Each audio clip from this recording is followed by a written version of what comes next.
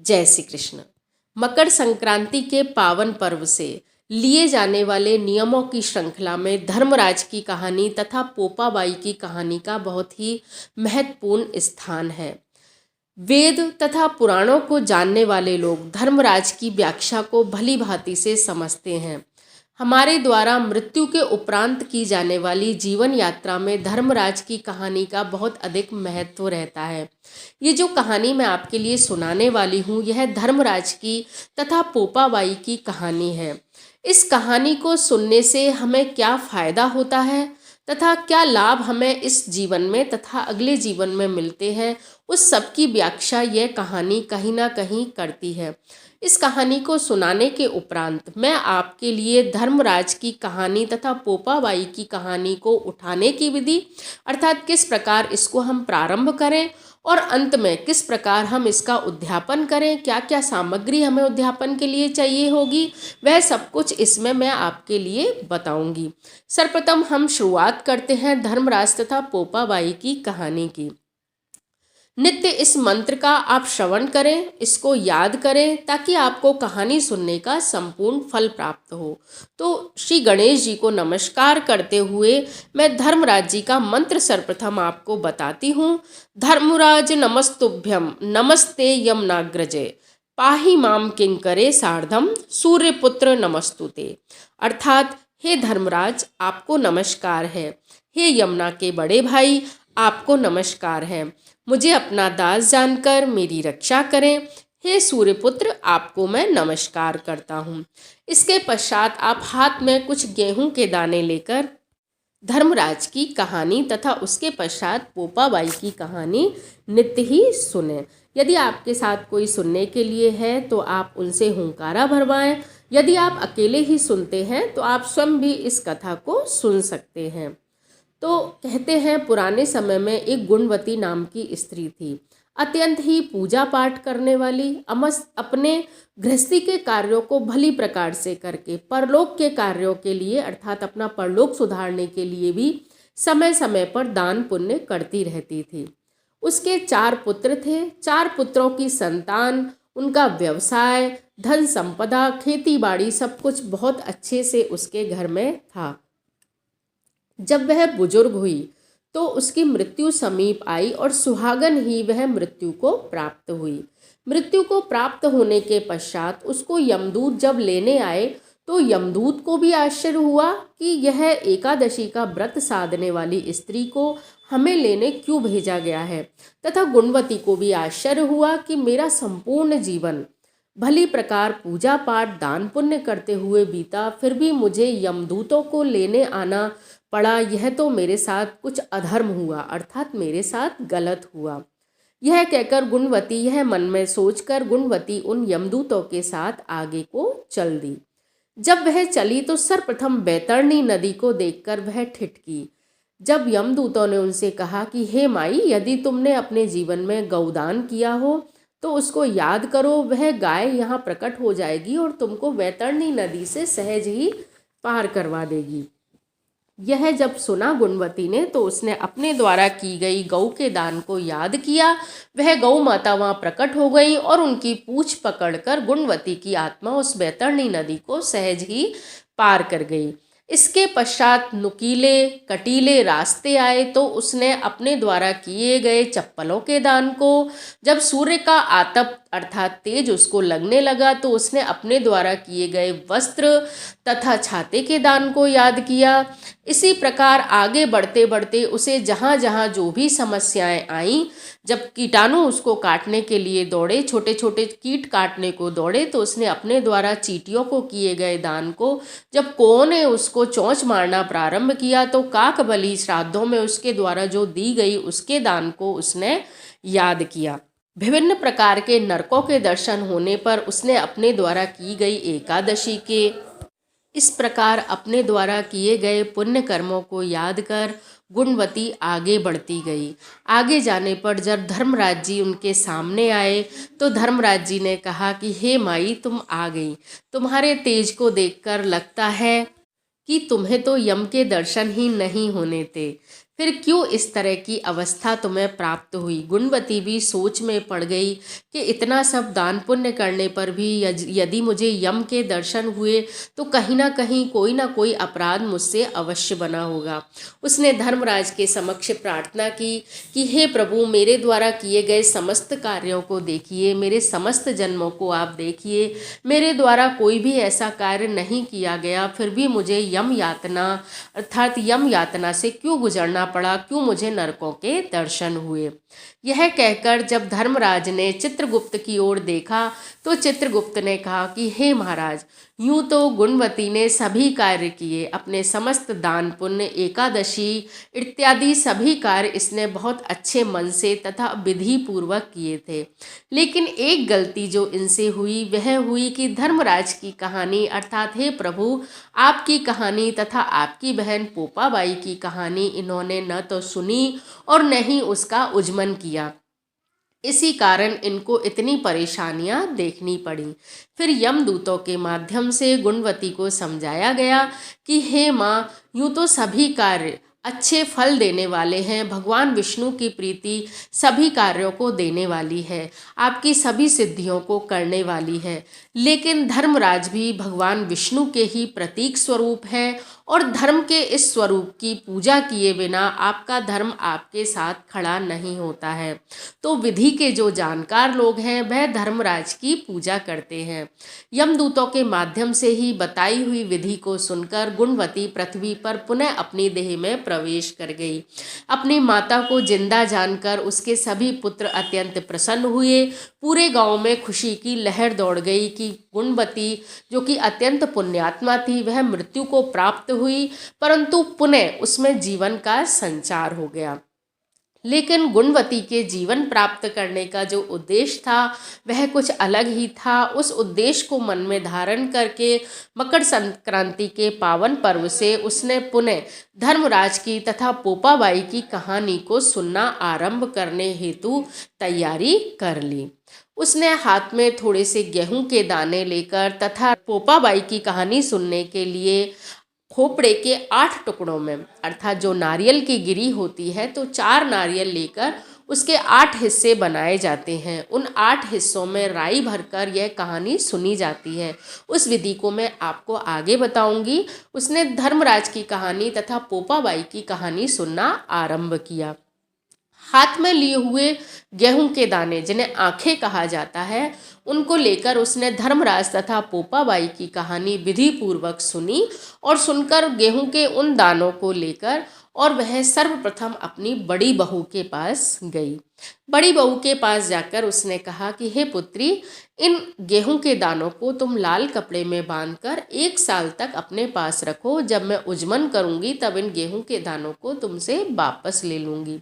बड़ी बहू ने कहा कि हे माता जी, इन गेहूं के दानों को इतना सुरक्षित रखने की क्या आवश्यकता है? हमारे घर में अन्न के भंडार भरे पड़े हैं, इन दानों को उन्हीं में मिला दीजिए, अगले वर्ष हम दूसरे नए गेहूं के दाने ले लेंगे। यह सुनकर गुणवती वहां से चुपचाप आ गई।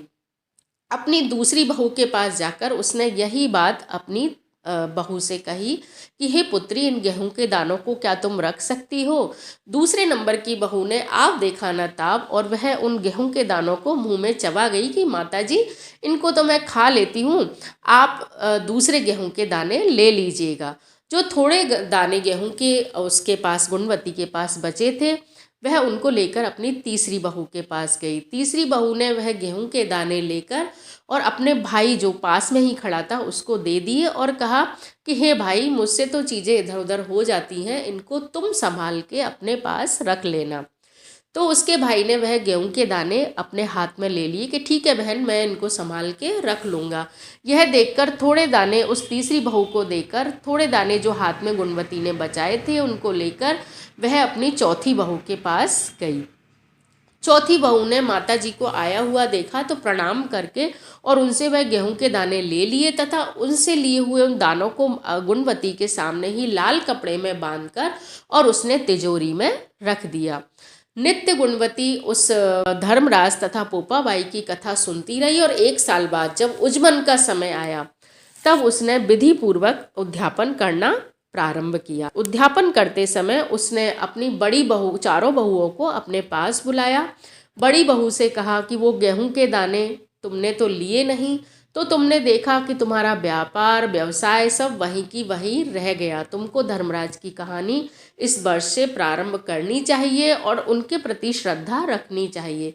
गुणवती ने अपने साथ हुई समस्त बातों को, जो भी कुछ उनके साथ हुआ था मृत्यु उपरांत, वह अपनी चारों बहुओं को सुनाया तथा धर्मराज जी का प्रभाव दिखाने के लिए उन्होंने उनको बताया कि बड़ी बहू ने चूंकि उन गेहूं के दाने को लेने से इनकार कर दिया तो इसके घर में अन्न धन तथा इसके व्यवसाय में कमी आ गई। दूसरी बहू चूंकि उन गेहूं के दानों को खा गई तो उसके शरीर में भयंकर पीड़ा तथा पूरा वर्ष उसका बीमारियों में गुजरा। तीसरी बहू जिसने गेहूं के दाने अपने भाई को दिए थे, इतनी ही देर में वह अपने उसका भाई वहाँ पर उन गेहूं के दानों के माध्यम से प्राप्त हुए अनाज की बोरियों को भरकर एक गाड़ी में ले आया। संक्रांति के दिन उनका दान करने के लिए अपनी बहन को ले आया और बोला कि हे बहन, देखो तुमने मुझे जो गेहूं के दाने दिए थे उनसे मेरे घर में अन्न धन के कैसे भंडार भर गए और उन्हीं से प्राप्त उन गेहूं के दानों की बोरियों को मैं तुम्हारे लिए लेकर आया हूँ। जो 5 दाने तुमने मुझे दिए थे उनके बदले में 5 बोरियां मैं तुम्हारे लिए लेकर आया हूँ। और फिर चौथी बहू जिसने वो संभाल कर रखे थे, गुणवती ने कहा कि बहू जाओ और तिजोरी से उस लाल कपड़े में बंधी हुई पोटली को लेकर आओ। जब छोटी बहू वहाँ जाकर और उस पोटली को लेकर आती है और सबके सामने वह आँखों की पोटली खुलती है, अर्थात गेहूं के दानों की पोटली खुलती है, तो उसमें विभिन्न प्रकार के मोती माणिक, वो गेहूं जो है वो विभिन्न प्रकार के महंगे मोती माणिक का रूप धारण कर लेते हैं। सबकी आंखें चमत्कृत हो जाती हैं तथा तीनों बहुएं शर्म से अपनी नजरें नीचे कर लेती हैं और उस दिन से वो चारों बहुएं धर्मराज की कथा सुनने का संकल्प धारण करती हैं। संपूर्ण गांव में माँ गुणवती की ख्याति हो जाती है और उस मकर संक्रांति के पावन पर्व पर ही दोनों कथाओं का उज्जमन कर संध्या समय से पूर्व ही गुणवती अपने प्राणों का त्याग कर देती है। तो इस प्रकार यह धर्मराज की कथा होती है। उत्तरायण के पश्चात होने वाली मृत्यु से माँ गुणवती को इस लोक में संपूर्ण वैभव तथा अंत में स्वर्ग की प्राप्ति होती है। अब हम सब पोपाबाई की कथा सुनते हैं। हाथ में थोड़े से राई के दाने लेकर यह कथा सुनी जाती है। तो कहते हैं कि राज है पोपाबाई का, लेखा लेगी राई राई का। तो धर्मशास्त्रों में पोपाबाई को धर्मराज की बहन कहा गया है। धर्मराज की कहानी को अकेले नहीं सुना जाता है, पोपाबाई की कहानी के साथ ही धर्मराज की कहानी को सुना जाता है। तो पोपाबाई नाम की एक कन्या थी, सदैव धर्म पाठ पूजा इत्यादि में लगी रहती थी।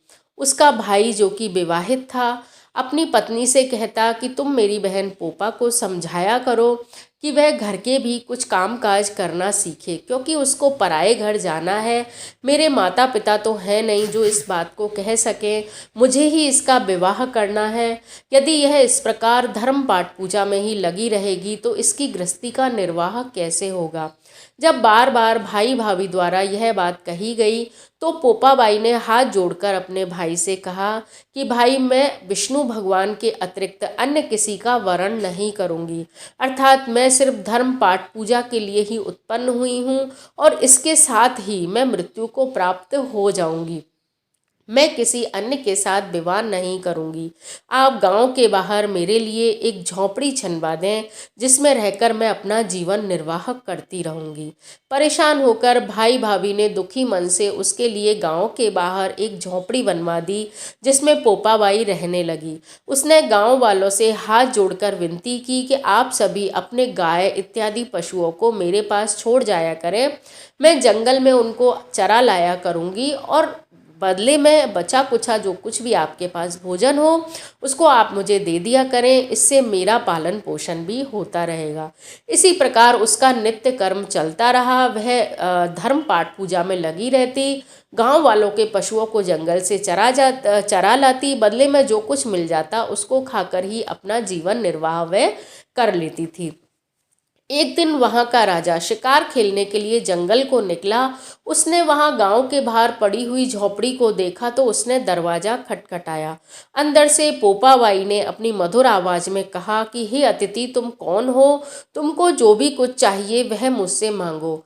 तो उसकी सुरीली आवाज को सुनकर राजा मंत्रमुग्ध हो गया। उसने कहा कि मुझे तो हे कन्या, मुझे तो तुम ही चाहिए हो। तो पोपाबाई ने कहा कि मैंने विवाह न करने का तथा पर पुरुष का मुख नहीं देखने का संकल्प ले रखा है।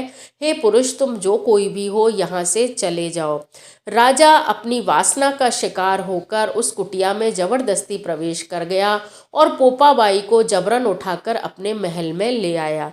राजा की अन्य रानियों ने जब पोपाबाई को देखा तो उन्होंने राजा से अनुरोध किया कि यह धर्म की संगिनी है, आपने इसको लाकर बहुत ही गलती की है।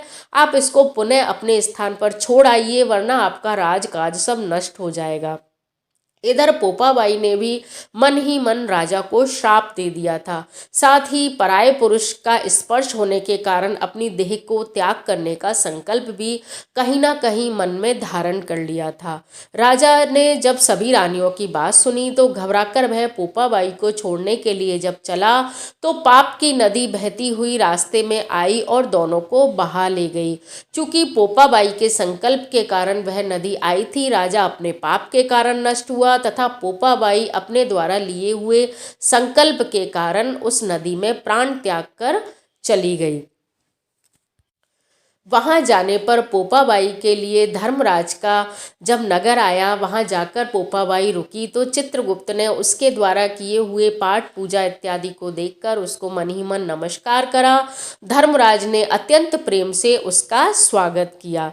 धर्मराज ने कहा कि हे पोपाबाई, तुमने धर्म पाठ पूजा इतने अधिक किए हैं कि तुम स्वर्ग से भी ऊपर ब्रह्मलोक की अधिकारिणी हो गई हो, लेकिन तुमने अपने संकल्प के कारण जो अकाल मृत्यु धारण की है, उसके कारण तुम्हें ब्रह्मलोक का तथा सर्वलोक का आधिपत्य तो नहीं मिल सकता, लेकिन अपने धर्म के लिए प्राण त्यागने के कारण आज से मैं तुम्हें अपनी बहन मानता हूँ। तुम मेरी बहन हो और स्वर्ग और धर्मराज का ये जो महल है इसका प्रथम द्वार की तुम अधिकारिणी हो।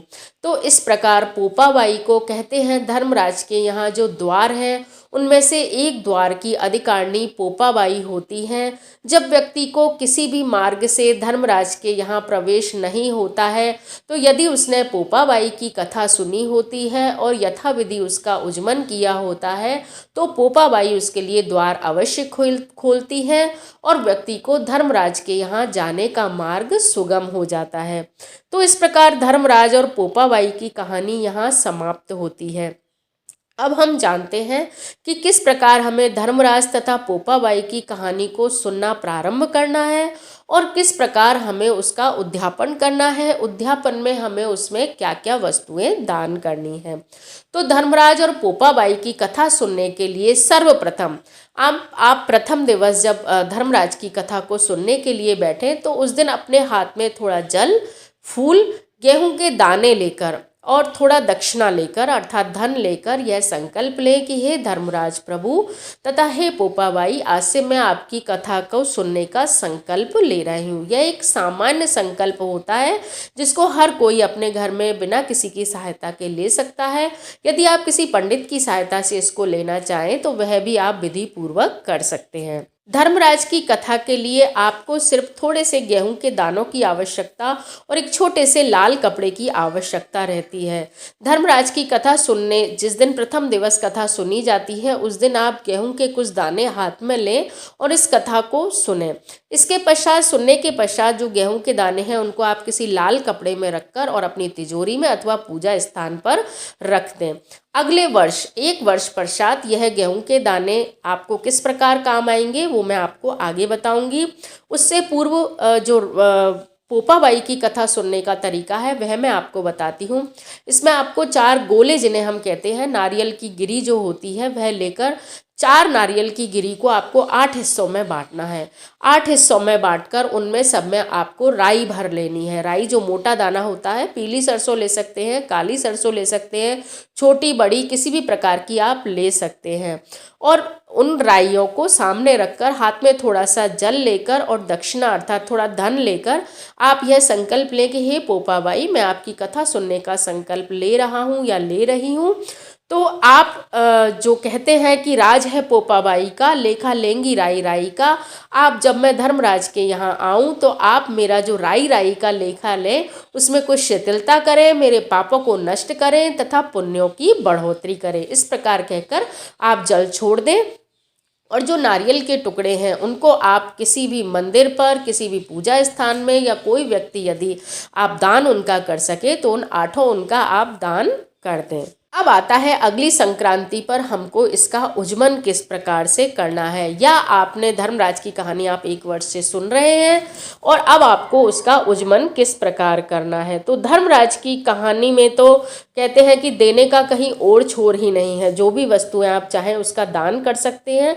मुख्य मुख्य चीज़ें मैं आपको बता देती हूँ। तो इसमें धर्मराज की कहानी में आपको 5 वस्त्र, एक पुरुष के, एक चित्रगुप्त के नाम से तथा धर्मराज के नाम से 5 वस्त्र आपको लेने हैं। चित्रगुप्त के लिए आप चाहें तो शिरोपाग अर्थात एक तौलिया या कुछ एक वस्त्र, आप शॉल इत्यादि ले सकते हैं। जो महत्वपूर्ण चीज़ें धर्मराज की कहानी में होती हैं वह एक तो होती है कि सोने के अथवा लोहे के या चांदी के, इस प्रकार आप धर्मराज की प्रतिमा आप बनवाएं। जो कोई भी बना सकता है, आराम से कहीं भी बन जाती है। सोने की चाहे सोने की, चांदी की चाहे चांदी की, अथवा लोहे की भी इसको आप ले सकते हैं। इसके पश्चात लोटा, तांबे का, पीतल का या स्टील का, इसमें स्टील का भी दिया जा सकता है क्योंकि स्टील लोहे का परिचायक होता है, तो ये भी आप ले सकते हैं। लोटे के साथ डोर इसमें ली जाती है। जो जरूरी चीज़ें होती हैं उसमें है टॉर्च, छाता, चप्पल, बांस की एक छबड़ी अर्थात ढकोली जिसे हम कह सकते हैं, उसमें ज्वार तथा बाजरा भरा जाता है, चांदी की नाव और सीढ़ी अगर आप बनवा सकें, नहीं तो आप किसी से बात करके और ठप्पा जैसे कहते हैं कि चांदी पर या सोने पर इनका ठप्पा भी आप लगवा सकते हैं, या कोई भी सुनार आपके लिए बना देगा। इसके साथ ही रजाई, गद्दा, तकिया, कंबल या अपनी सामर्थ्य के अनुसार आप इनमें कुछ चीज़ें कम या ज़्यादा भी कर सकते हैं। लकड़ी की एक छड़ी, एक दीपक पीतल का या जैसा भी आप लेना चाहें, मिट्टी का भी ले सकते हैं, और शैया का दान भी इसमें किया जाता है। चांदी का चांद तथा सोने का सूरज भी दिया जाता है। सोने के सूरज अगर आप नहीं दे सकें तो आप इसमें तांबे का सूरज दे सकते हैं। अथवा ये जो भी वस्तुएं हैं इनमें से आप जो चीज़ नहीं दे सकते हैं, आपको लगता है कि हम ये नहीं दे पाएंगे, प्रतीक रूप में आप कोई छोटी चीज़ उसमें से दे सकती हैं। अथवा इनमें से किसी भी वस्तु को जिसको देने की आपकी सामर्थ्य आपको नहीं लगती है कि, या आपको लगता है कि कोई लेने वाला नहीं मिलेगा, तो आप धन के रूप में भी उस चीज़ का संकल्प लेकर और उसको दे सकते हैं। इस प्रकार अगली संक्रांति पर आप 1, 2 या 5 ब्राह्मणों को भोजन करवाएं और ये सारी वस्तुएं उस व्यक्ति को दान दें।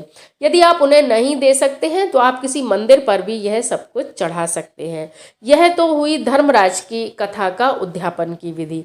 इसके पश्चात आता है पोपाबाई की उद्यापन की विधि। उसमें आपको साड़ी, श्रृंगार का सामान तथा कोई एक गर्म वस्त्र और 1.25 किलो अथवा 5.25 किलो राई और खोपड़े की गिरी का दान आपको इसमें करना होता है। इस प्रकार धर्मराज की तथा पोपाबाई की कहानी सुनी जाती है और अंत में उसका उद्यापन किया जाता है। धर्म की जड़ सदैव हरी रहती है और उसको हरी रखने का दायित्व कहीं ना कहीं हम पर ही होता है। अपने दान पुण्य के माध्यम से हम धर्म की जड़ को सदैव हरी रख सकते हैं। तो कैसा लगा आपको मेरा ये वीडियो? अगर अच्छा लगा हो तो प्लीज़ लाइक, शेयर और सब्सक्राइब जरूर कीजिए। धन्यवाद। जय श्री कृष्ण।